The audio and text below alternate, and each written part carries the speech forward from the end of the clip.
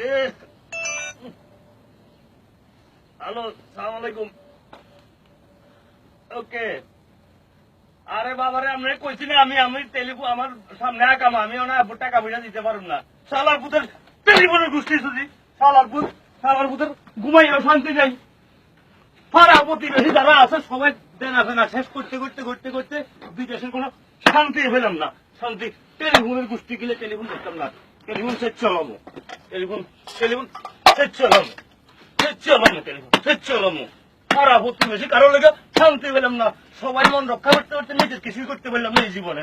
এই জীবনটাই ব্যর্থ গেল।